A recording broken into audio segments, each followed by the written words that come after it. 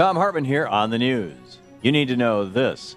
Falling behind in the polls, Mitt Romney is expected to lay out his plan for job creation today at an event in Nevada. And like all the other plans put forward by his colleagues on the right, Romney's job creation plan sounds more like a Christmas list for millionaires, billionaires, and transnational corporations, and less like an effective way to get Americans back to work. The plan is complete with massive tax breaks for U.S.-based corporations, which already pay the second lowest taxes as a percentage of GDP in the entire developed world, and are today sitting on more than $2 trillion in cash and not hiring anyone. Romney will also call for the elimination of the capital gains tax so that trust fund babies like Paris Hilton and Wall Street speculators can get a free ride in America while just sitting on their butts by the pool collecting dividend checks. And, of course, Romney will take aim at bringing down those pesky federal regulations to make sure that the air we breathe, the food we drink, and the water we drink are safe. That's also what House Majority Leader Eric Cantor said are the priorities of House Republicans as members of Congress head back to Washington, D.C., and Republicans begin their assault on the EPA. So, meet the new Republican plan to create jobs. George W. Bush, recycled. Speaking of jobs, President Obama's job approval numbers continue to plunge. A new Washington Post ABC News poll gives the president his lowest approval ratings ever, with just 43% of the nation approving of the job he's doing. 53%, a new high, disapprove of him. Writing on the wall is pretty clear here. The American people want President Obama to try something new. Luckily for him, he's addressing a joint session of Congress this week to talk about jobs and has a platform to shift the debate in this country.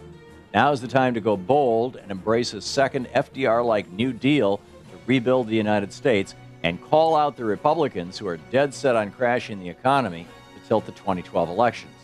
It may be the only way for Barack Obama to save his presidency at this point and to keep our economy from going off the edge. And the best of the rest of the news. Yesterday, workers around the nation celebrated Labor Day.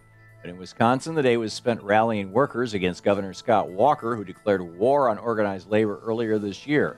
The organization One Wisconsin Now spearheaded the effort, releasing a statement saying, "We celebrate Monday the many contributions of organized labor and working men and women to our nation, but with an eye to a brighter day when we remove Governor Walker from office and restore decency, competence, and humanity to the state's top office.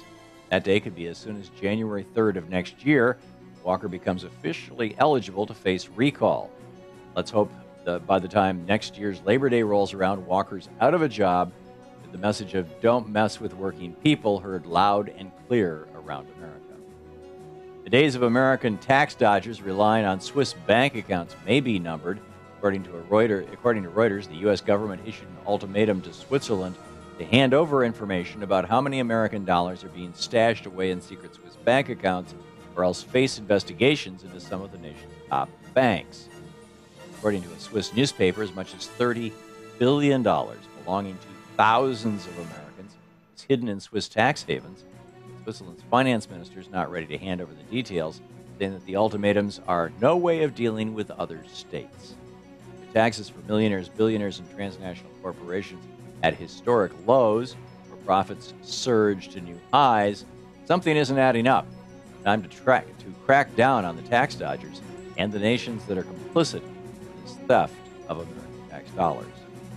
The United States Post Office is on the verge of shutting down. According to the New York Times, the post office is quickly running out of cash and may be forced to shut down this winter. Postmaster General Patrick Donahoe described the situation as extremely dangerous and warned if Congress doesn't act, we will default. While the media storyline is that the post office is dealing with the problem of trying to remain profitable in a world of decreasing paper mail, the real cause is poison pill legislation pushed through Congress during the Bush years that required the Postal Service to make a $5 billion annual contribution to a retirement account to pay for future retirees who aren't even yet born. No other company or government agency has been asked to do something this crazy. Of course, like all other government services, Republicans want to privatize the post office and have thus manufactured a crisis to do just that.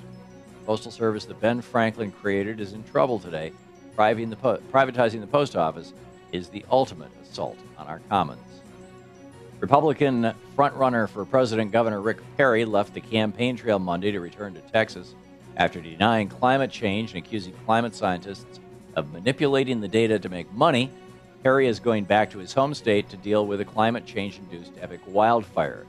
The fire is more than 16 miles long and 4 miles wide, has scorched more than 14,000 acres, caused at least 5,000 people to evacuate, destroyed 500 homes, and even killed 2 people. Texas Forest Service described the forest fire as a monster that is 0% contained. Maybe seeing the devastating consequences of our nation's addiction to fossil fuels up close and personal will change Governor Perry's thoughts about climate change.